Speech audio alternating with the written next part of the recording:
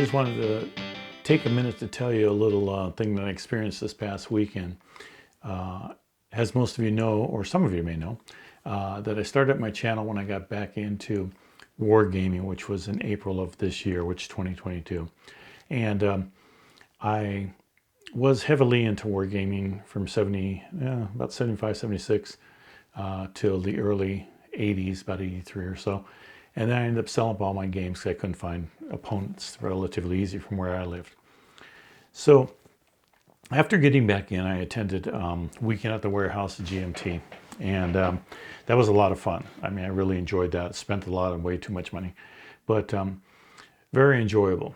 And the first game the first thing that I've attended like that, I was kind of intimidated. So I decided that I needed to go to another one. So this last weekend, I went to the San Diego Historical Game Convention. And if you've never been to a gaming convention, I would highly recommend that you attend one. You're around people that are like-minded. They're all playing games. I played more games this weekend than I have anyplace else. It was just nonstop, a lot of fun. But I think what made the San Diego Historical Gaming Convention so much fun was that you got to play with people that knew the games. And they showed you, they were very excited about them and very animated. And I learned samurai battles, Command and Color samurai battles, which that was just a very enjoyable game. And it got me into doing my Command and Colors Ancient, which I do have. And I have Command and Colors Tricorn American Revolution. So I got into both those since I've came back. It's just, they were really just a fun game. And it sort of sparked me going into directions that I didn't think I was going to go. There was, and I can't think of the name of it, there was one that was some warships that had miniatures on the table. And it was just a fantastic game. I went and looked at the price and it was way too much for me. But someday, I'll probably get it. But the other game that I didn't really think that I would like, and although I've heard good things, was Atlantic Chase. And I watched a gentleman giving a demonstration, Jeffrey, giving a demonstration on that. And he had two opponents there, and they were playing against each other. And these guys just learned the game and started playing. And I found out the game really is fantastic. And it's on the P500 list at the printer. And so that night I put it on I ordered it on my P500 list. The game just was fantastic. It's a game that I never would have thought of checking out. But the San Diego Historical Gaming Convention, they allowed you to sign up for, I don't want to say classes, they're sort of classes, but they come from the people who designed the games. And that is just fantastic to sit down at a table with a person who designed a game and play through the game for a couple hours. You get the background on the games, you get all kinds of historical facts. And everybody there is really, a much better historian than I am, that's for sure. But I learned so much about the games and about the history. Volko Runke, and I hope I'm pronouncing your name correctly, he played Infernal. And so I signed up for that, and I played across the way against Hissy Cat, who has a YouTube channel. I'll leave a link down below.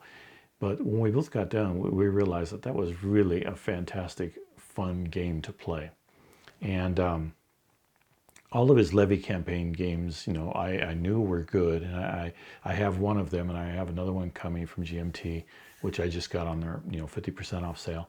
So I have that coming, and I do have Infernal on my P500, which that supposedly is going to be released in the next couple of weeks. If you get a chance to get that game, I would highly recommend it. That is just a great game.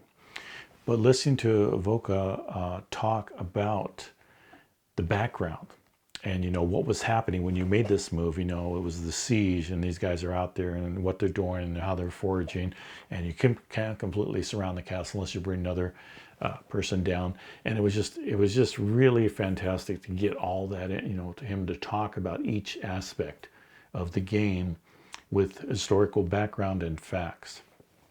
Another one that I got to sit in with was Mark Herman, and this guy is just a designer that's just been doing it since Avalon Hill. I mean, the guy's been around forever. And we actually played Burma. which is, let me see if I can get this without glare here, Burma, which is the C3I magazine portion. It's basically his Empire of the Sun, which I do have, that game right here. And he also gave a demonstration on the Pacific War, and I watched that. I wasn't signed up for this, but this I got to play. And this was a lot of fun. I actually won this for, playing on that. They gave this away.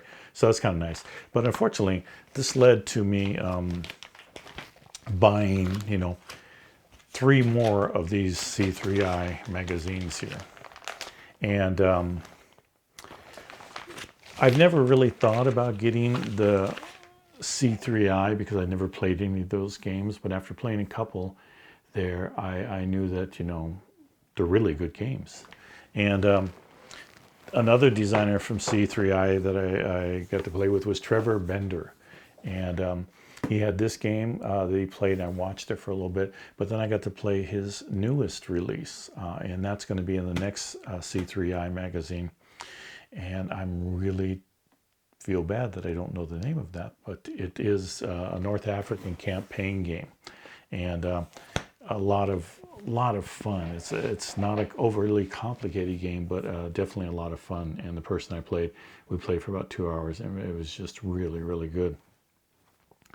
But in addition, I was able to get, people were selling games, and they had like a market there.